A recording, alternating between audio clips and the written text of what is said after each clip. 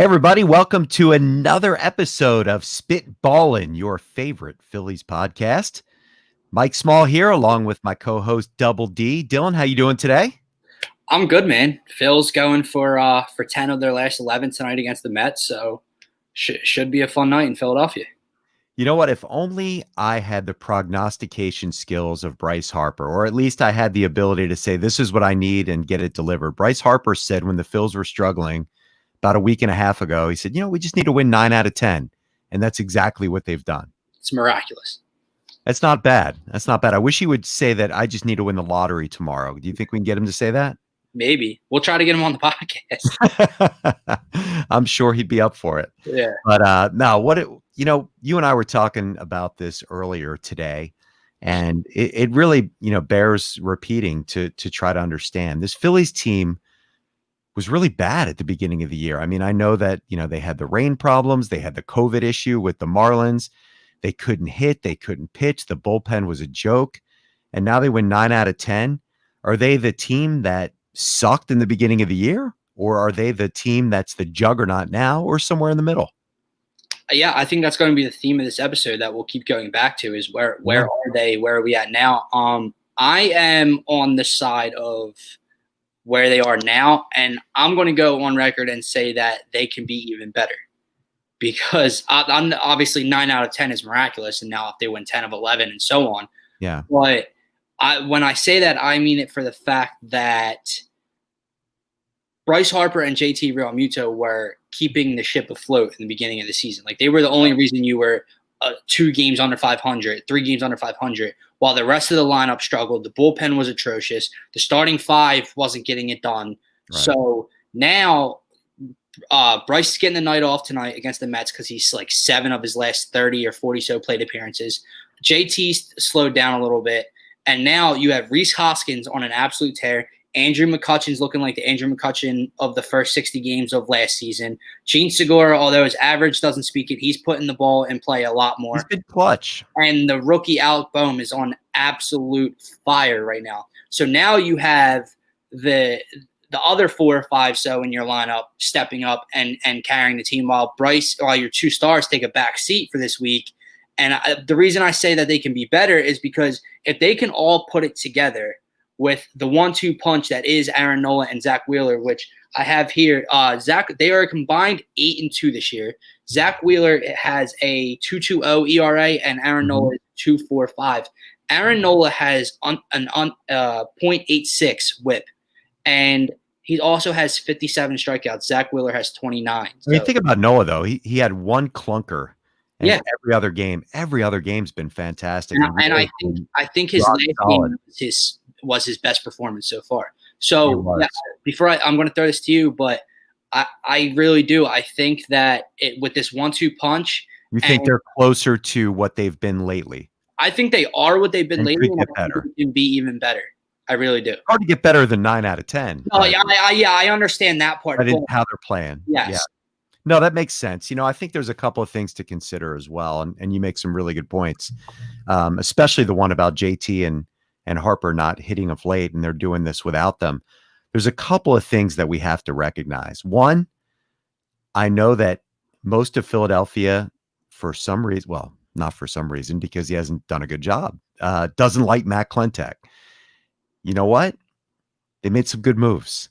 Workman's been all right. Workman gives you anxiety. Once you take the Prozac, you can enjoy watching him pitch because he's been getting it done. Hembree, aside from a clunker, has been really good. And, now they've got Phelps, who, gave up a dinger last night, but he's got a hell of a pedigree. And I think you and I talked about this in our episode last week. One of the things that Joe Girardi is famous for is managing a pitching staff, knowing when to pull the right buttons, knowing how to define bullpen roles. And you know what? There's a lot of injuries in Major League Baseball right now in terms of pitching. And, he's been taking Wheeler and Nola along slowly. People were all over him for not pulling Nola or not letting Nola get a couple of complete games early on. He did the right thing. Nola's getting stronger. Wheeler's getting stronger. He's protecting their arms. Eflin's getting better. And Spencer Howard just had a pretty good outing. Jake Arrieta is Jake Arrieta. he's not he's my least favorite Philly of all time, but that's okay. We talked about that last week. Keep your mind. But this bullpen is coming together. And, when and it's really what the Yankees did back in Girardi's day, where he had Rivera and he had all those guys leading up to Rivera, like Mendoza, and he was able to lock down the game, make it a 6-inning game. And that's what they seem to be doing. And you know what? Girardi, I threw this out there last week. Is he the best manager in Phillies history? Yes, he's a great manager. He hasn't been here long and he hasn't won World Series yet, but he's the best manager I've ever seen in my lifetime.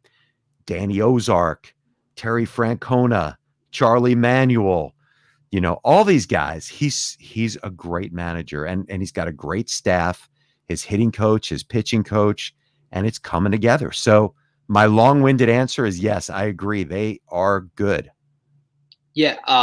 I don't know if I'm ready to put him ahead of Charlie just yet, but I certainly understand We can do that for another podcast, but Charlie should have had 3 championships. But I want to take this time to I didn't rip him last week, but kind of apologize to Joe Girardi, because I did on Spitballing last week get a little bit on him about how, like, his option to put in Rosso or Ramon Rosso in the first game when he shouldn't have.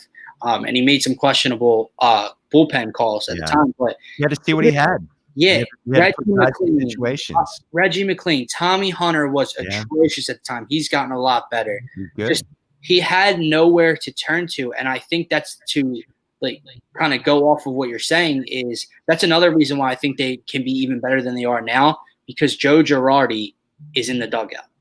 And when you have the pieces that Clentek has brought in, yes, none of the names necessarily jump off paper at you, but they're solid names. David Phelps has a 3 ERA, a 0.8 WHIP, and he's got 22 strikeouts to 2 walks.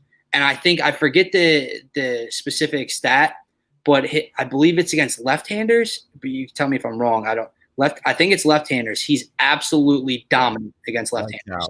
The other thing too, he's got Joe Girardi's confidence. He pitched for him in the past, and there's a little bit of a theme here, right? You've got Didi Gregorius, who played for him in the past. McCutchen played for him in the past.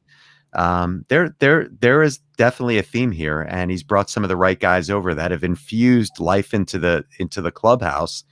And if you look at, let's take a look back at what 9-10 months ago. Captain Coconut Oil and his analytics and his spreadsheets and his launch angle, forget about that. They're just swinging and hitting the ball, and they're bringing the right pitchers in, and they're developing and they're stretching their arms and they're making them stronger, and they're developing roles for the bullpen. It's such a difference. Well, speaking of Captain Coconut Oil, as you like to call Gabe Kapler, we talked about him a little bit last night on the Faithful Fanatics podcast. And I said a catalyst to this team. Look, JT Realmuto and Bryce Harper are no doubt about it your stars in this Phillies lineup, but they're not going to carry this team to a postseason run themselves. A main part of this Phillies offense and team going forward is going to have to be their first baseman, Rhys Hoskins, and he went on like a year-long slump almost. This is a great point by you. And so with the way he's swinging the bat now, it looks like he's starting to put it together. And I had a question thrown at us last night in the comment section, and it was, is it Rhys Hoskins or is it Joe Girardi that has kind of fixed him and rejuvenated him?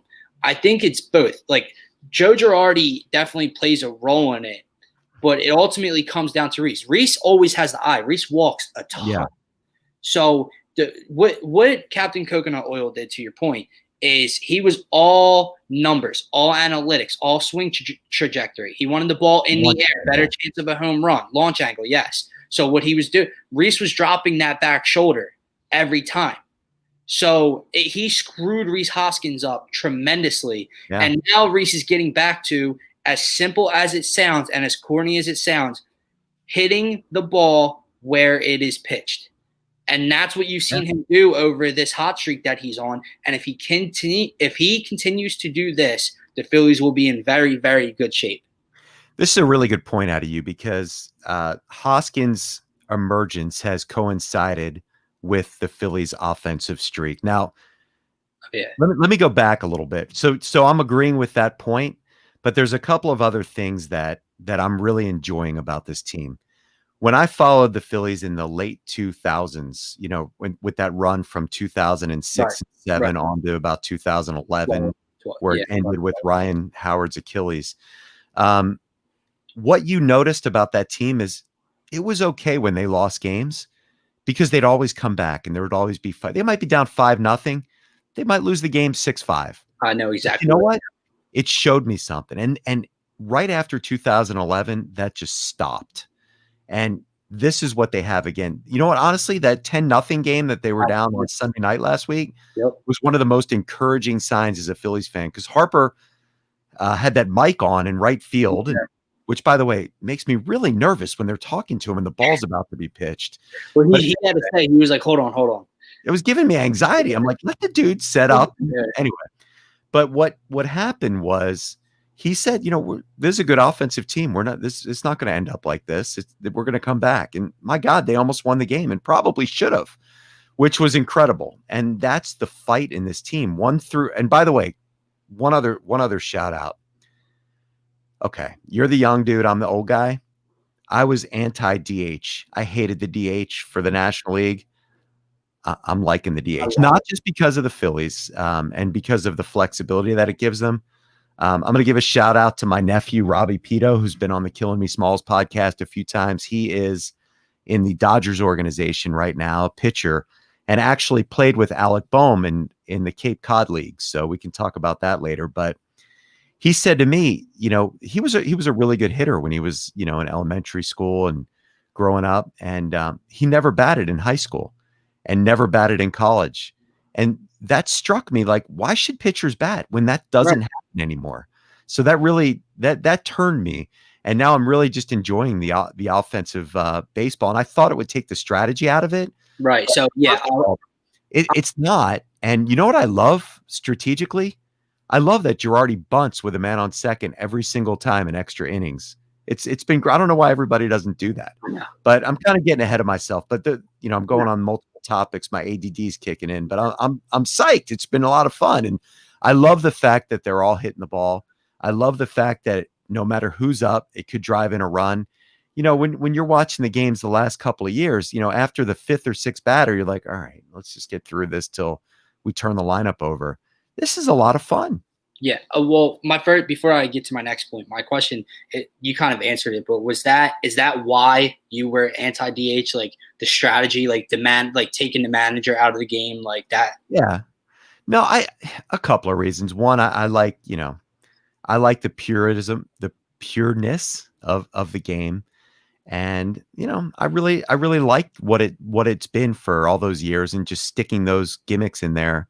I didn't like it. You have to admit though, not having to watch Zach Eflin come out with a bat in his hands and getting to watch Jay Bruce or an Alec Baum in the lineup is a lot more entertaining and fun. Absolutely, and it's going to prolong a career like Jay Bruce. It makes that trade of getting Jay Bruce for basically nothing brilliant. Yeah, we're not even paying him for his salary because the guy's a professional hitter. I think the Mariners are still paying like the majority of his salary, or whatever. They paid to get rid of him, and the guy's been nothing but a professional hitter. But you said it. Look, the comeback was a great sign, like brought a lot of optimism in my eyes. But the way I look at it is, you took the words right out of my mouth, is with this lineup, you're never out of a ball game. Nope. And I thought that last year as well. Like I thought their lineup pre-DH, pre-Didi Gregorius, like I really did think their lineup was that good last year before McCutchen got hurt. Now this year, Bryce is playing at it before his little slump right now. He was playing at MVP level. JT hit how many home runs in a game in a row? Rhys is out of his slump. You add Didi Gregorius, you add Alec Baum, you add Jay Bruce in the DH. This team is really never out of it. And the fact that Klentak, look, I don't really like him. I know you cannot stand him. But you have to give credit where it's due. You got to tip your cap to him in that aspect, where he did more. Last year, the Phillies went out at the deadline when they thought they could. I guess he we thought they could compete a little bit more than maybe he realized.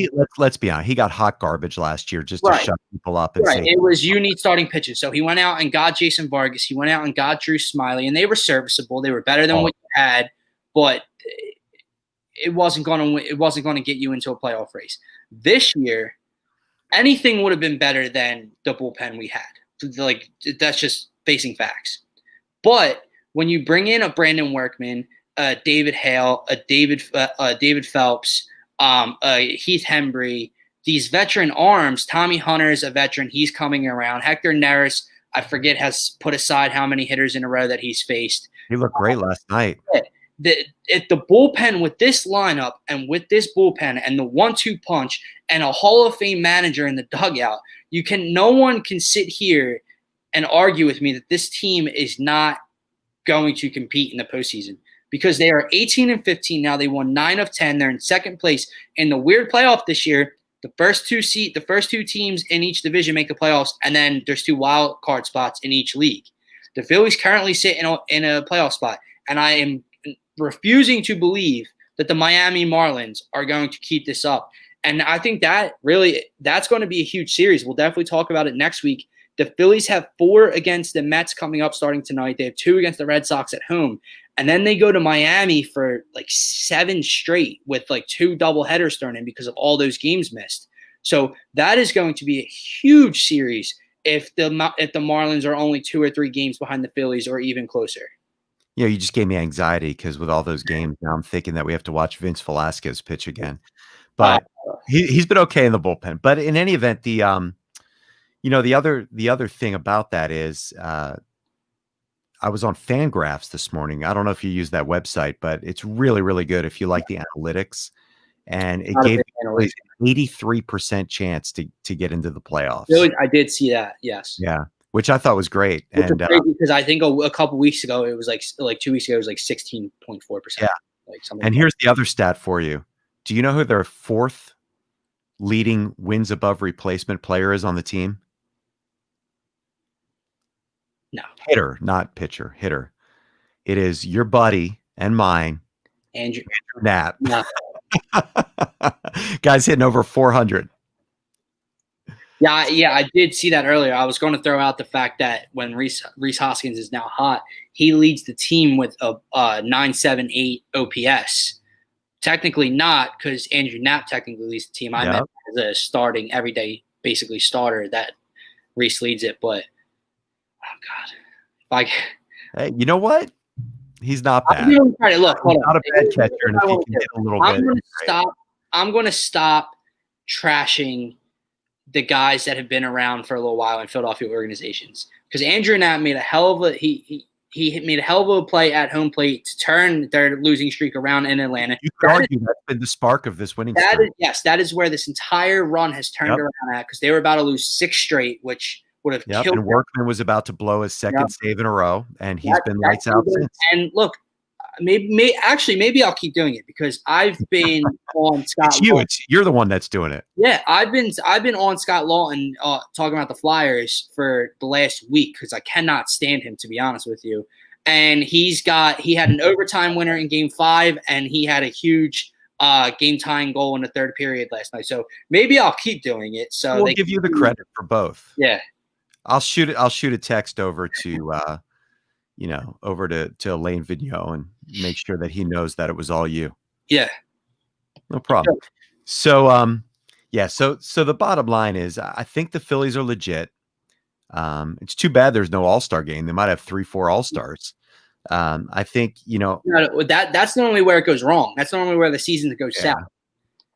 Yeah. It goes back to Bobby Abreu entering the home run contest and not being able to hit a ball after that. There's so many things in Phillies history that are just fascinating and funny and disappointing. But the bottom line is I think this team's for real. Can they win a World Series? I don't know. Can they compete? Yeah. If you look at the beginning of the year, they were so outclassed by the Atlanta Braves every game. Absolutely. And now they look like they should beat them every game. Washington is a dead team. They're done. Hold on. I don't know if you've seen that on Twitter, how active you are on there. But before, not this past series with Washington, that one before, whenever it started, when they tweeted out Like it's not as hard to beat Philadelphia as Philadelphia said, and like gave like the all-time like statistics Washington versus Philly, and they were up like 140 to 139 or 138 or whatever, and they've lost like 5 straight to the Phillies. It was incredible. Yep. Well, the Phillies have drained the swamp in Washington. Yes, that was my tweet. So, by the way, speaking of Twitter, how do people follow you? I will post it in the comment section soon. I am at DylanJD98. As he says here, he's at Real Mike Small. We also have our Spitballin Twitter account at Ballin Spit that you guys can follow. Have to be more active with that. Me and Mike are trying to do this every Wednesday or Thursday. This week got a little cluttered and got backed up, so that's why we're doing it right now on Friday. But every week you guys can catch us either Wednesdays at 6:30, or Thursdays at 6:30. I did get a mailbag question. Okay. The mailbag question: is Zach Eflin a decent third starter? Do we believe in Zach Eflin? Do you want me to start, or do you want to take Go ahead. No. You want to expand on that? No. He has looked solid his last 2 starts. I will give him that. His breaking stuff has been a lot better. He's gotten a lot more guys to swing and miss. If I'm talking decent third starter, meaning he's going to need to produce in the postseason or make a postseason run, absolutely not. The way I'm looking at this rotation is it's Aaron Nola, it's Zach Wheeler, and I know he struggles at times, and he got destroyed in that 10-run loss or that 10-0 loss in the first and second inning against the Braves. But the third guy has to be Jake Arrieta, in my opinion. It has to be. It's not going to be Zach Eflin. And then even if some, you didn't mention who the third guy's going to end up being, or it has to miraculously be Spencer Howard. Continuing, that's who's going to be the third guy. He has to grow playoffs. Confidence. Bookmark this right now in the podcast. By the time we get to the playoffs, Spencer Howard will be the number 3 pitcher. I'm okay Jake with Arrieta is terrible. But I do believe in Zach Eflin, but I agree with you. I don't think he's a number 3 major league starter. When I looked at, 4 or 5, sure. Yeah. When I looked at the future last year or two, the last couple of years, when it was, it was Eflin, it was Velasquez, it was Nicky P. It was Nicky P. I thought Eflin was the best of the 3 in terms of, being able to manage a game and keeping his head on straight. And he still has really, really good stuff. He made a hell of a run last year. Yeah, I believe in Eflin. I don't believe him in I don't want him starting game 3 of the playoffs. Yes, that's where I don't want Jake Arrieta mopping up a 10-0 game in the playoffs either. So I think it's going to be Spencer Howard. I think he's just going to get better and better with confidence. Man, he looked really good the other night. And I think he's just going to get better. And if I can have Eflin in the number 4 spot, I'm fine. Yeah, I'm fine. Yeah. But the reason I came out when I said no real quick is because when you're talking backing up and coming in after an Aaron Nola and a Zach Wheeler, to me, he just can't be the guy. Mm-hmm. And I don't know. Maybe I hope that I'm wrong and he is the third guy in the playoffs and he pitches a hell of a game 3, but I don't see it. I agree with you. Like I don't know if Girardi's going to give Spencer Howard the okay. Maybe he is the manager to do it if Spencer Howard continues to grow and gain confidence as this regular season. Well, I think it's up to Howard. It's up to Howard to see how much better he gets. I mean, he's gotten a little bit better each time. And, they're being very careful with him. They pulled him after 5 innings the other night when he was his velocity was down a little bit, but he was still pitching really well. Isn't it so nice to have a guy come out after 5 and not have to just think, oh, here goes the game, because the bullpen's not going to blow it? Well, not necessarily, but like for the last week and a half, yes. Yeah. Let's see if this lasts. In the revamped bullpen. But speaking of velocity, Zach Wheeler's velocity has been out of this world. He pumped 98 on the first pitch the other night, and then a pitch or 2 later came out with 99 on the paint. He's really good. I mean, if you remember, he was the number 1 prospect in all of baseball several years ago and had some injuries, and he's really only had 2 good half seasons before this year.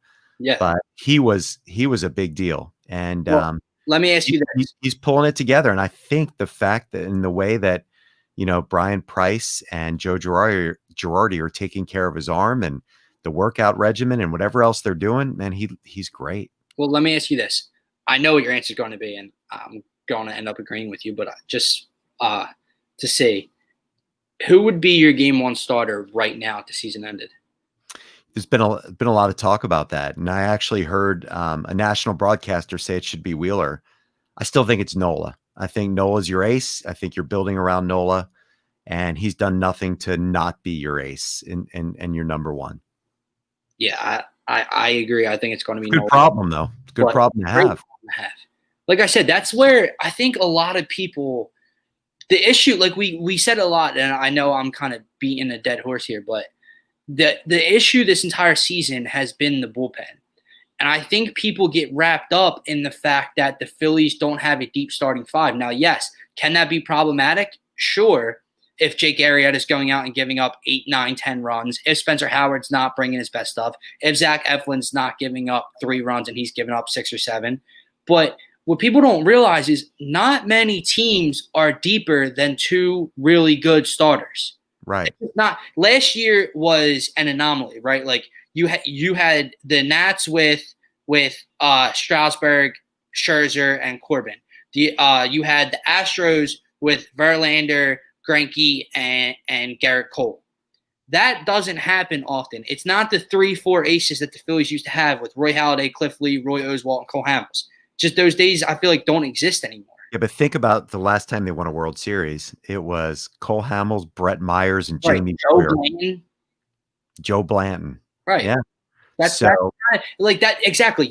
You just kind of wrapped up everything that I've been thinking is that this lineup is, yes, good enough to compete at that level. And that's just kind of where I'm at. Like I know that was 12 years ago. So maybe the game has changed and you need more pitching now. And they played a Rays team that, I don't know, you can say that should have been there or should not have been there. But you know it's going to hurt facing Sixto Sanchez the way he's looked. Until we rock him. Until JT takes him 20 feet over the wall. Well, even if he doesn't, as long as he signs. It was funny. I was on Twitter this morning, and John Middleton's son is on Twitter, and I follow him. He's a movie producer. No. And somebody tweeted something about sign JT, and he responded with a little wink face. So I thought that was positive.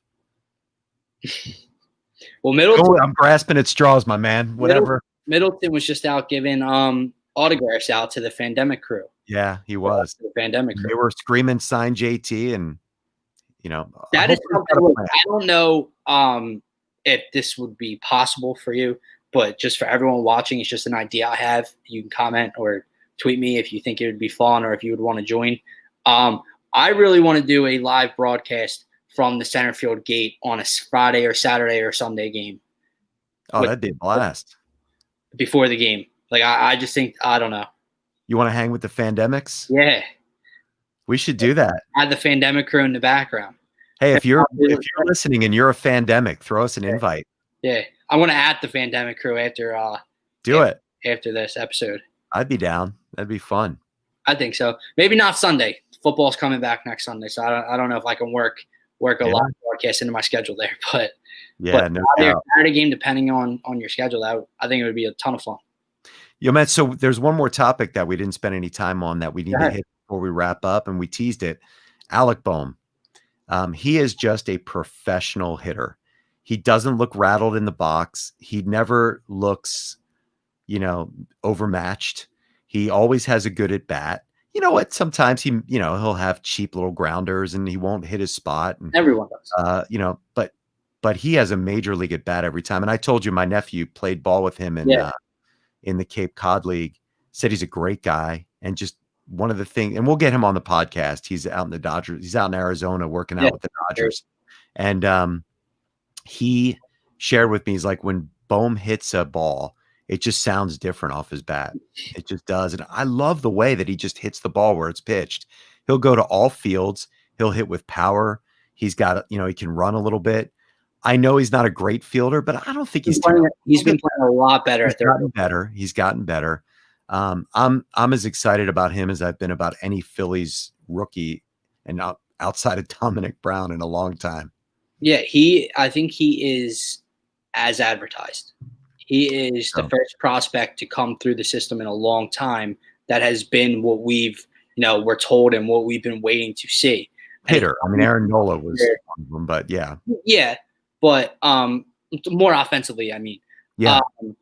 But like, I think it just adds another aspect to this team and this lineup, because normally in previous years, you have a guy like Alec Baum come up when the team isn't as good or the lineup isn't as good. All eyes are on Alec Baum.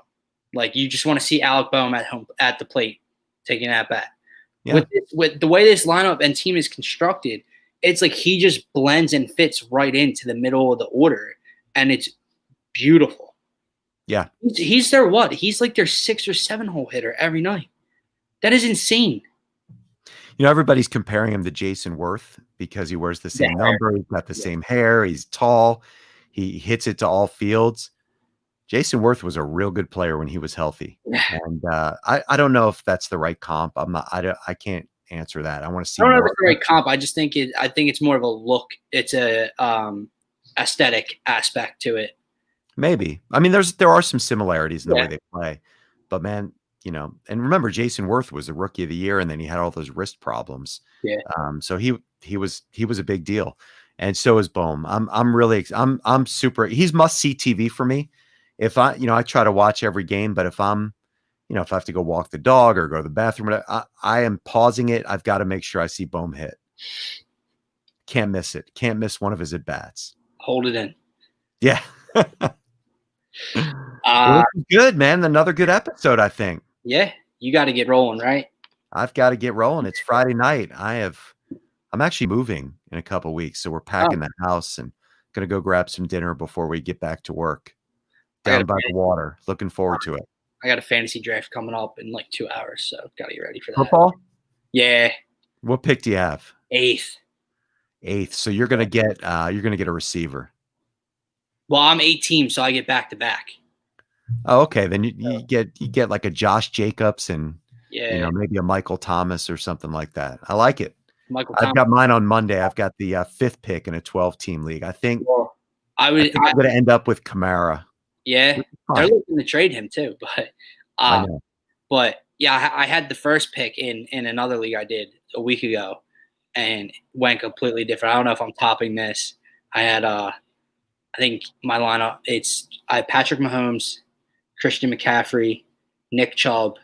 Oh God, Stephon Diggs. Were there 4 teams in the league? No, 8. So I had first, and I went CMC first, and then went up and came back down.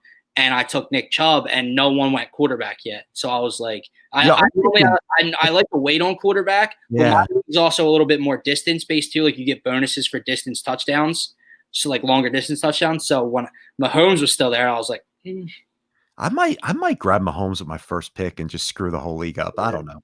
Yeah. But in any event, man, have a great week. Lots of good Phillies baseball coming up. Yeah, you too. Go follow us on Twitter at DylanJD98.